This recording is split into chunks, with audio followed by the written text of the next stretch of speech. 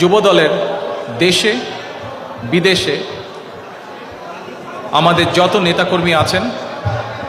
তাদের সকলকে সংগ্রামী শুভেচ্ছা জানাই। বিশেষ করে গত 10 বছর যারা বর্তমান স্বৈরাচার সরকারের বিরুদ্ধে তাদের অত্যাচার, জুলুম, খুন, গুণ সকল কিছুর বিরুদ্ধে, সকল নির্যাতনের বিরুদ্ধে রুখে দাঁড়িয়ে আছেন, তাদের প্রতি রইল আমার আন্তরিক শুভেচ্ছা। একই সঙ্গে আমি স্মরণ করতে চাই আমার যুব দলের সেই সকল নেতাকর্মীকে যারা বিভিন্ন সময়, বিশেষ করে বর্তমান স্বৈরাচারের গত 10 বছর ধরে বর্তমান স্বৈরাচারের বিরুদ্ধে আন্দোলনের সময়